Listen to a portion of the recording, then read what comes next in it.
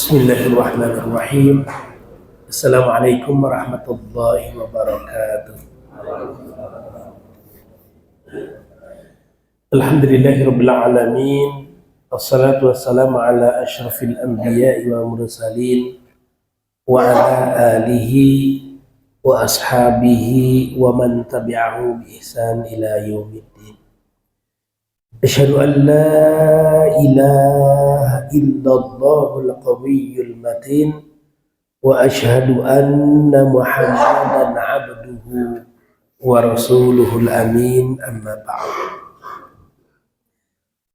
Jamaah Masjid Al-Furqan yang sama-sama mengharapkan ridha, rahmat dan maghfirah Allah Rabbul Alamin.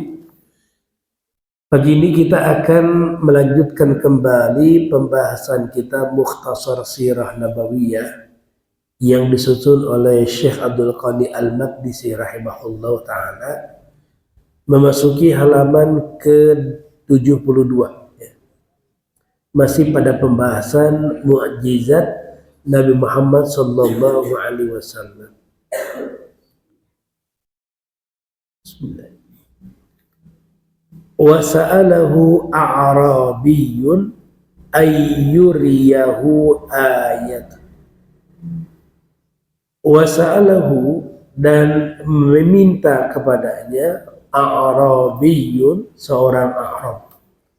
Arab ini sebutan untuk orang Arab pedalaman.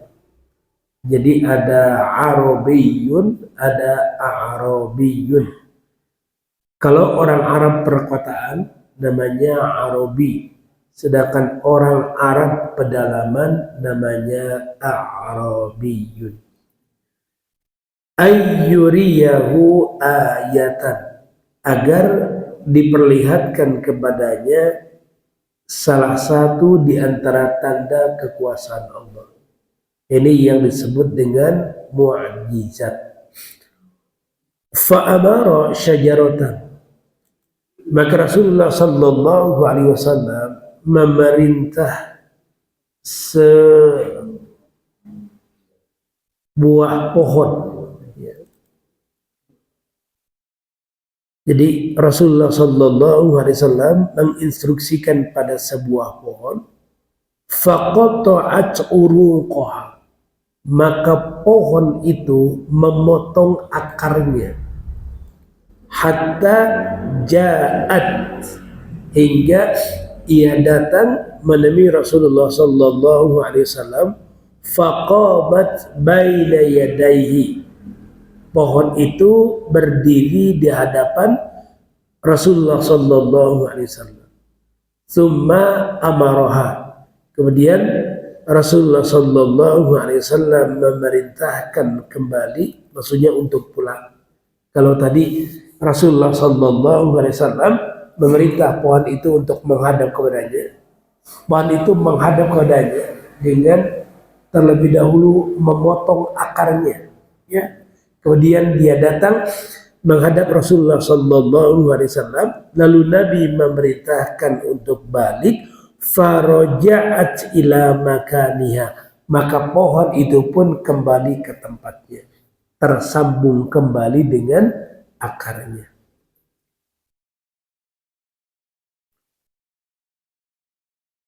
Wa arada ayyan harasitta badanatin, berikutnya Rasulullah sallallahu alaihi wasallam menginginkan menyembelih 6 ekor unta.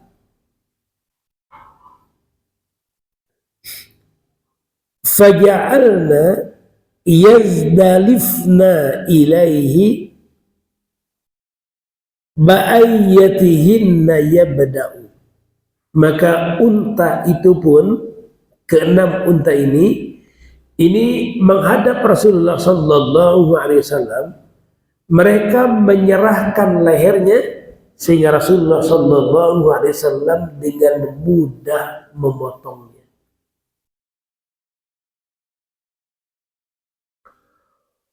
Wa masaha dur'a syatin ha'ilin lam yanzu 'alaiha al-fahlu, berikutnya Rasulullah Sallallahu Alaihi Wasallam mengusap tete atau susu kambing betina yang tidak hamil dan belum tersentuh oleh kambing jantan. Fa'afala dor'u, maka keluar dari tete kambing ini susu. Ya, pada satu kambing ini itu tidak dalam keadaan hamil. Yang kedua, tidak atau belum ada kambing jantan yang menghampirinya, tapi keluar susu dari tete si kambing ini. Fasyariba, maka Rasulullah Sallallahu Alaihi Wasallam meminum susu kambing itu. Wasaqa Aba Bakrin, dan ia pun memberi susu itu pada Abu Bakar.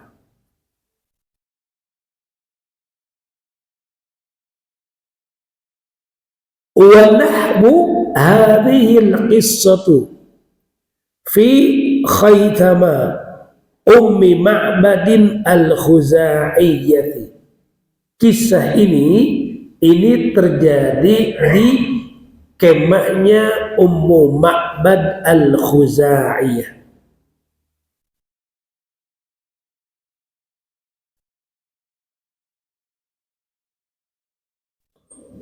Berikutnya, wa nadharat ainu Qatadah bin Nu'man wa nadharat, dan jatuh ainu Qatadah, mata Qatadah bin Nu'man al-Zafari, hatta sarat fi yadihi, hingga berada di tangannya. Jadi Qatadah ini mengalami satu musibah sampai si matanya ini keluar jatuh dan berada di tangannya. Faraddaha, maka Rasulullah Sallallahu Alaihi Wasallam mengembalikan mata itu. Fakanat ahsana ainihi wa ahaddahuma, hingga mata itu menjadi lebih baik dari sebelumnya. Jadi Qatadah itu mengalami musibah, matanya itu lepas matanya, kemudian berada tangannya. Rasulullah Sallallahu Alaihi Wasallam mengembalikan mata itu ke tempatnya, ya. Kemudian sejak saat itu pandangan mata Qatadah itu lebih baik dari sebelumnya.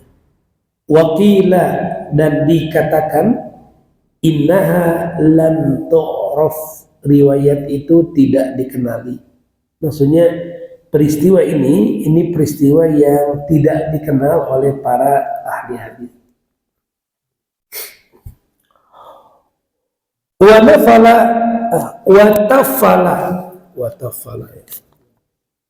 Watafala fi aini Ali ibn Abi Thalib radhiyallahu anhu wa huwa armadu. Kedua mata Ali bin Abi Thalib radhiyallahu an sakit. Fabara'a min sa'atihi, maka Rasulullah Sallallahu Alaihi Wasallam mengobatinya. Jadi Rasulullah Sallallahu Alaihi Wasallam mengusap ke dua mata sahabat Ali bin Abi Thalib. Walam yarmud ba'da dzalika, dan Ali bin Abi Thalib tidak pernah merasakan sakit mata setelah itu.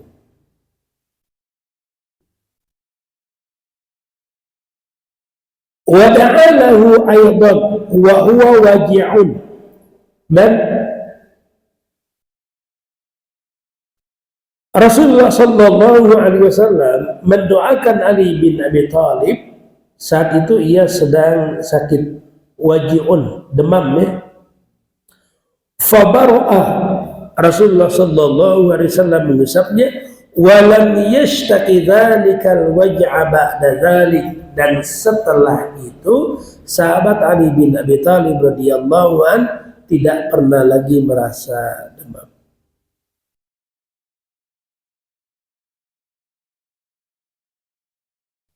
Wa usibat rijlu Abdillah ibn Atikil Ansari famasahaha wa bara'at min hiniha.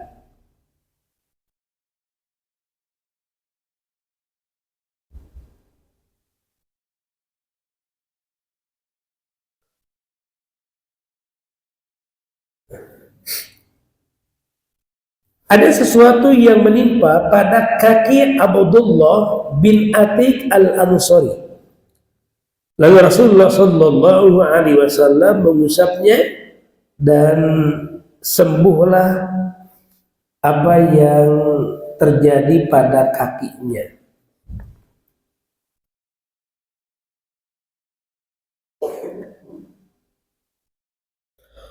Wa akhbara, Rasulullah sallallahu alaihi wasallam mengabarkan annahu yaqtulu Ubay bin Khalaf al-Jumahi, bahwasanya Rasulullah sallallahu alaihi wasallam akan membunuh Ubay bin Khalaf al-Jumahi. Ini salah seorang dedengkot kaum kufar ya. Fa khadashahu yawma badrin aw uhudin khadashan yasiran famata. Nah, khadasha itu menggores, menggores. Jadi, tapi menggores dengan ini, dengan goresan yang kecil. Fa khadashahu, maka Rasulullah sallallahu alaihi wasallam menggoresnya yauma badrin au uhudin, antara perang Badar atau perang Uhud. Khadasan yasiran, dengan goresan yang ringan. Famata, maka Ubay bin Khalaf al-Jumahi pun meninggal. Ini jamaah sekalian yang saya baca, ini Ubay bin Khalaf al-Jumahi ini yang menghampiri Rasulullah sallallahu alaihi wasallam mau membunuhnya di perang Uhud. Di perang Uhud ketika posisinya sudah berada di babak akhir ya, di mana di akhir Rasulullah sallallahu alaihi wasallam berhasil menghimpun kekuatan, para sahabat berkumpul di satu bukit ya. Di satu bukit, kemudian orang-orang kafir pun berada di tempat yang lain. Nah, ada tokoh kufar namanya Ubay bin Khalaf yang menyusup dan hendak menyerang Rasulullah SAW. Nah, disitulah terjadi peristiwa ini. Ya, Rasulullah SAW menggores sedikit Ubay bin Khalaf al-Jumahi ini dan dia meninggal.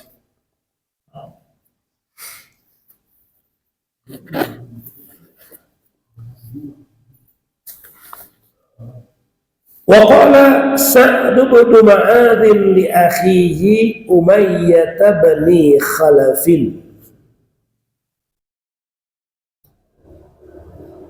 berkata Sa'ad bin Mu'adz pada saudaranya yaitu Umayyah bin Khalaf, sami'tu Muhammadan yaz'umu annahu qatiluka, aku mendengar Nabi Muhammad sallallahu alaihi wasallam ia akan membunuhmu.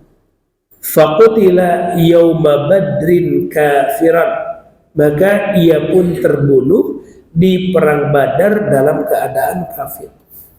Jadi jamaah sekalian, ada beberapa tokoh kufar itu yang kematiannya itu diberitahukan Rasulullah SAW. Nah, termasuk diantaranya Umayyah bin Khalaf. Jadi kematian Umayyah bin Khalaf itu dikabarkan Rasulullah SAW sebelum terjadi perang Badar. Wa akhbara yawma badrin bimasari'il musyrikin. Di perang Badar, Rasulullah sallallahu alaihi wasallam mengabarkan beberapa tempat kematian orang-orang musyrik. Jadi tempat-tempat binasanya orang-orang musyrik. Faqala, beliau berkata, "Ada masra'u fulanin ghadan insyaallah." Ini tempat kematiannya si fulan besok insyaallah. Wa hada masra'u fulanin, ini tempat kematian si fulan. Falan ya'du wahidun minhum masra'ahu alladhi sammahu, dan tidaklah salah seorang di antara mereka itu mati kecuali di tempat yang disebutkan oleh Rasulullah sallallahu alaihi wasallam itu. Si ini matinya di sini, si ini matinya di sini, si ini matinya di sini. Ketika terjadi perang Badar, maka apa yang disampaikan Rasulullah sallallahu alaihi wasallam persis terjadi. Nah, ini bagian dari mukjizat Rasulullah sallallahu alaihi wasallam. Wa akhbara anna tawaifa min ammatihi yazunal bahra. Rasulullah sallallahu alaihi wasallam mengabarkan bahwa sekelompok umatnya akan mengarungi lautan. Wa anna umma haramin binta milhana minhum, dan Ummu Haram binti Milhan ada di antara mereka. Fakana kama qala, maka terjadilah sebagaimana yang diprediksi oleh Rasulullah sallallahu alaihi wasallam.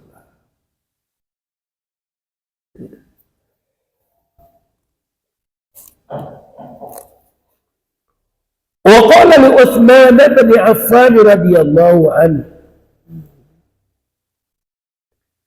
Rasulullah sallallahu alaihi wasallam berkata pada Utsman bin Affan radhiyallahu anhu, innahu sayusibuhu balwa syadidatun, bahwasanya Utsman bin Affan itu akan mengalami musibah yang besar. Faqutila Utsmanu, maka Utsman terbunuh. Jadi jamaah sekalian, terbunuhnya Utsman bin Affan oleh para demonstran, ya, ini sudah diprediksi oleh Rasulullah sallallahu alaihi wasallam sebelumnya. Jadi Utsman itu sudah diberitahu kalau dia akan mengalami hal itu. Ya walaupun tidak, maksudnya tidak detail disebutkan demonstrasi, pokoknya Utsman akan mengalami musibah yang sangat besar, dan itu terjadi dengan pembunuhan Utsman bin Affan di masanya. Wa qala lil Hasan bin Ali radhiyallahu an, dan Rasulullah sallallahu alaihi wasallam berkata pada Hasan bin Ali, inna bani hadza sayyidun, sesungguhnya anakku ini adalah sayyid.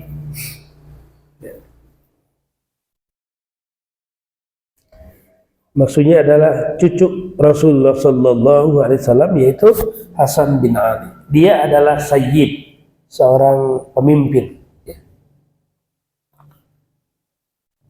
Makanya sampai sekarang ya ini dijadikan sebagai istilah ya. Kalau sayyid itu untuk keturunan Hasan bin Ali.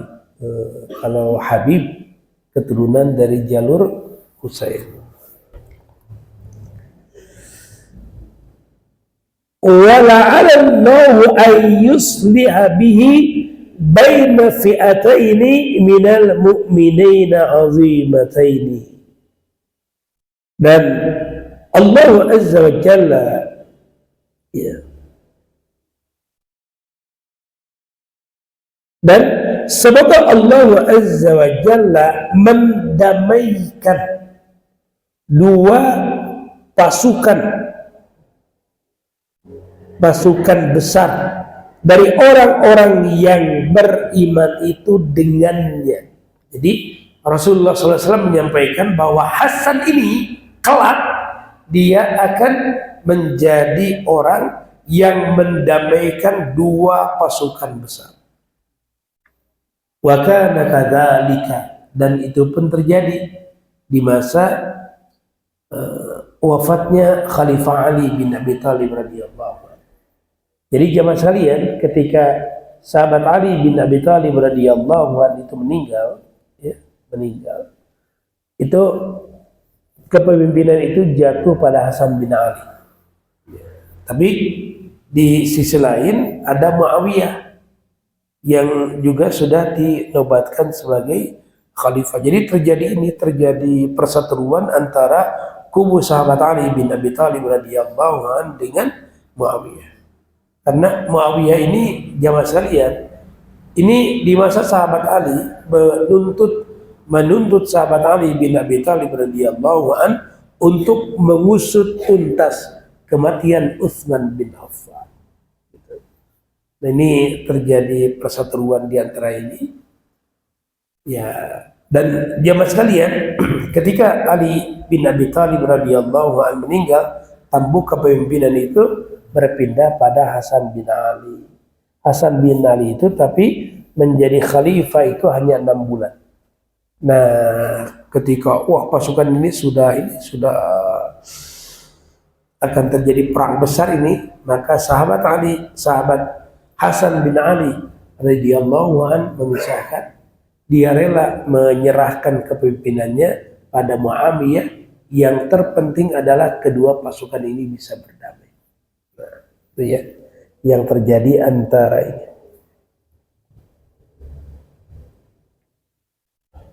Wa akhbara bimaqtalil aswadil ansiyyi al-kadzabi lailata qatlihi.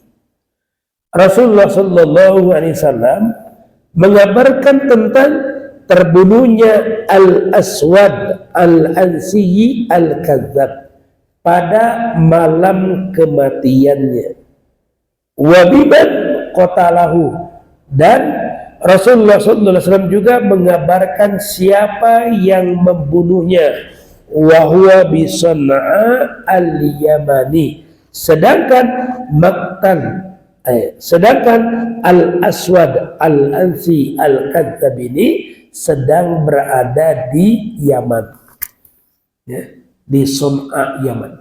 Tapi Nabi menyampaikan pada para sahabat persis di malam kematiannya bahwa telah terjadi pembunuhan pada Al-Aswad Al-Ansi Al-Kadzab ini oleh seorang pembunuh namanya ini.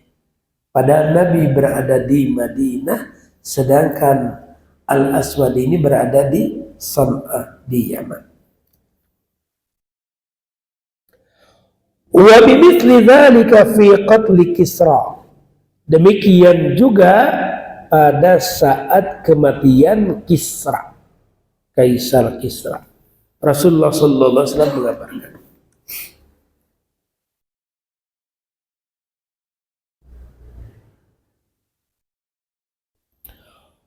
Wa akhbara al-Shayma'i binti Buqailata al-Azadiyah.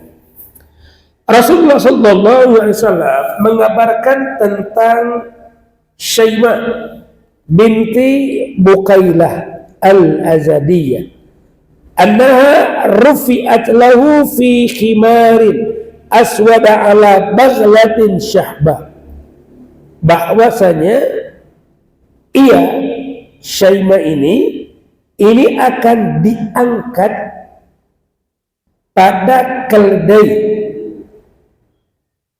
yang berwarna hitam. Fa ukhidha fi zamani Abi Bakr Siddiq fi jaishi Khalid bin al-Walid bihadhihi sifah. Dan peristiwa ini terjadi di masa Abu Bakar As-Siddiq radhiyallahu an ketika peperangan dipimpin oleh Khalid bin Walid. Persis seperti ini. Jadi Syaimah ini ikut dalam peperangan, kemudian dia dipindahkan dari kuda, ya, kuda berwarna hitam ke Bighal, ya, ke Bighal. Nah, peristiwa ini disampaikan Rasulullah SAW dan terjadi di masa Abu Bakar. Wa qala li Thabit bin Qais bin Shimas, Rasulullah SAW berkata juga tentang Thabit bin Qais bin Shimas, ta'ishu hamidan wa tuqtalu syahidan, kamu akan hidup terpuji, mati syahid. Fa'asha hamidan wa qutila yawmal yamamati syahidan, ia hidup dalam posisi terpuji dan meninggal di perang Yamamah berpredikat syahid.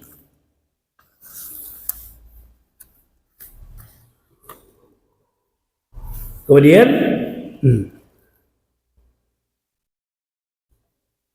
wa qala li rajulin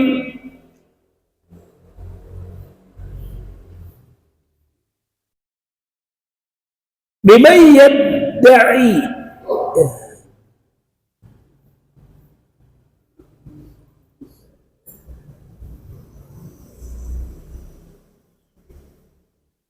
wa qala li rajulin biman yadda'i al-islam wa huwa ma'ahu fil qital. Rasulullah sallallahu alaihi wasallam berkata pada seorang laki-laki